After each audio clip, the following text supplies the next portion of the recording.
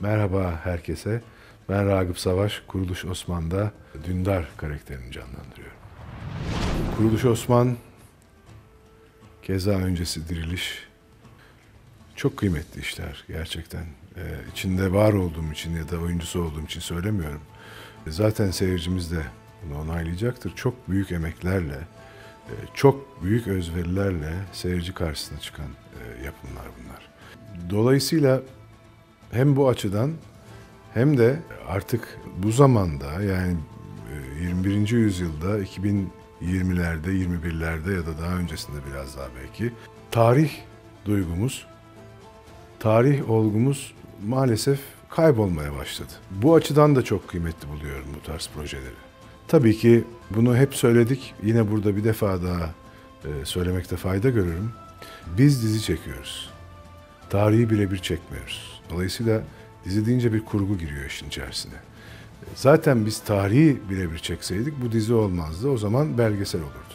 Seyircilerimize şunu söylemek isterim ki burada gördüğünüz şeyleri tamamen tarihe bakarak kıyaslamayın. Bu bir dizi, bir kurgu var. Dolayısıyla da farklı şeyler olabiliyor dizi içerisinde. Böyle bakmakta fayda var dizi olduğu için. Tabii çok heyecanlandırdı beni. Çok heyecanlandırdı. Çünkü benim tahayyül ettiğim plato böyle bir plato değildi. Yani daha önce plato gördüm, çalıştım vesaire ama tabii bu kadar büyük bir platoda, bu kadar imkanlı bir platoda olmadığım için çok heyecanlandım.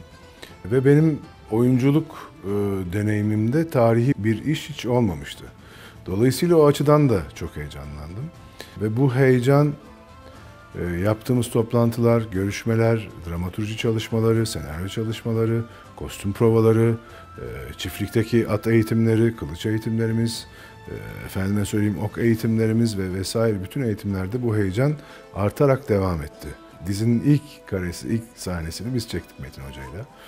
Yani deneyimli denebilecek bir oyuncu olmama rağmen sanki daha konservatuvar yeni bitirmiş, ilk dizisini çekiyor olan bir oyuncu heyecanını yaşıyordum. Bu aslında tırnak içerisinde bu duyguyu kaybetmemek de çok iyi. Yani bu heyecanı her zaman yaşamak çok iyi.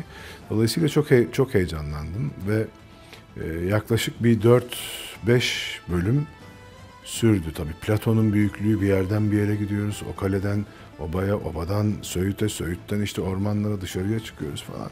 Böyle bir ambale oldum ama tabii sonra yavaş yavaş her şeyi sindirmeye, daha iyi anlamaya başlayınca da o zaman tabii işin tadını ve lezzetini daha iyi anlamaya başladım. Ya bir sahne diye söylersem diğer çektiğim sahnelere haksızlık olur. Çok sahnede duygulandım, çok sahnede heyecanlandım. Birçok sahnede açık söylemek gerekirse zor geldi.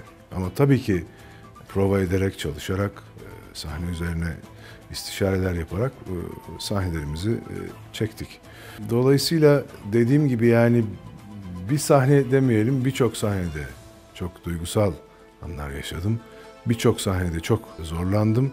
Birçok sahnede de çok büyük keyif yaşadım aslında. Hepsinde yaşadım ama bazıları tabii çok daha farklı oluyor sahnelerin. Bugün konuştuk. Bir tek şey istiyorum. Kılıcımı istedim. Bakalım herhalde kılıcım bana gelecek çünkü onu ömür boyu saklamak isterim. Kıymetliydi benim için. Pusatım diyeyim yani. Aslında ben şunu hayal ediyorum hep. Yani bu ön hazırlıkları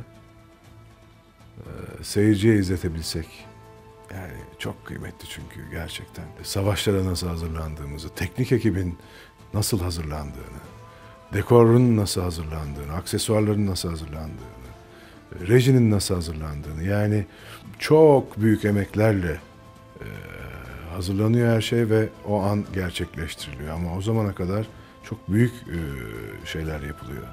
Dündar evet yani öldüğü ana kadar tabii ki ben de Ragıp Savaş olarak Dündar'ın yaptıklarını çok doğru bulmuyorum. Töreye çok aykırı şeyler yaptı artık.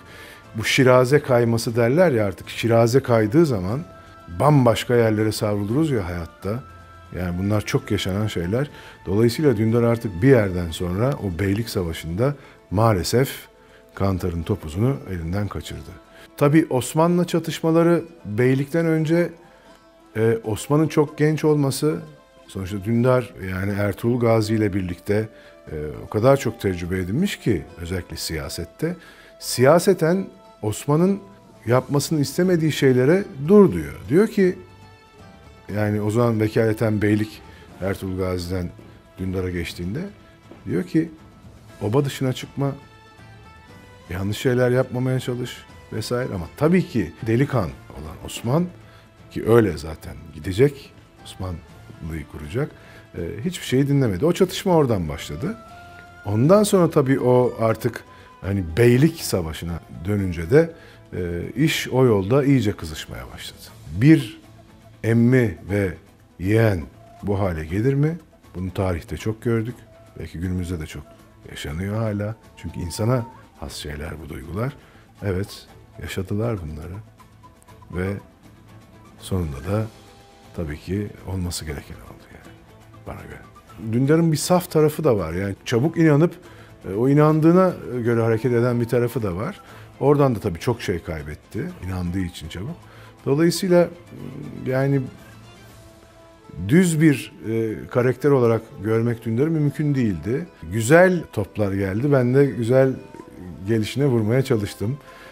Umarım seyircimiz beğenmiştir. Umarım Dündar'a kızsalar da onu anlamışlardır. Diyor ya, bir avuç kan dökülecekti ama sonrasında kan deryasının önüne geçilecekti diyor aslında. Özetlerinden biri de bu. Yapmaya çalıştığı şeylerden biri de buydu yani. Yani bir avuçluk kan dökülecekti ama sonrasında kan gölünün önüne geçilecekti. Ama tabii ki işte kandırıldığı için ve kendi zaaflarından dolayı da bu başka bir yere doğru seyreldi. Ölüm sahnesini izlediniz. Yani orada Osman'ın emmisine olan duygusu, Bamsı Bey'in, Alplerin, kızının, çok ağladık yani sahnede. Hala gözlerimde oluyor ve çok çok güzel bir sahne olduğunu düşünüyorum. Tabii son söz her zaman seyircinindir. Dolayısıyla artık son yolculukta bile gene kopmadan, gene onlarla bir gönül bağı kurarak bir ricası oldu. Dedi ki beni şerefli bir bey gibi boğmadan Bay Hoca'yı öldüren okla öldürmeni istiyorum dedi. Osman da kabul etti ve arkasını dönüp gitti ve nihayet erdi sonunda. Dolayısıyla iyi de bir veda oldu. Çok güzel yazılmış bir sahneydi, açık söylemek lazım ve biz de büyük bir keyifle, büyük bir lezzetle oynadık Dündar'ın son sahnesini. Umarım seyircimiz de bizimle aynı fikirdedir. Sevgili kuruluş ailesi, 54 bölüm bir arada olduk. Bizi hep zirvede tuttunuz. Hep yanımızda oldunuz mesajlarınızla. Bana mailler gelmeye başladı artık. Yani mailden bile ulaşanlar oldu. Çok büyük destek oldunuz. Her şey seyirciyle güzel, her şey izleyiciyle güzel. Onun için hepinize sonsuz teşekkür ediyorum. Kuruluş Osman'da bu serüvende, bu güzel serüvende bizimle birlikte olduğunuz için. Sizi seviyorum.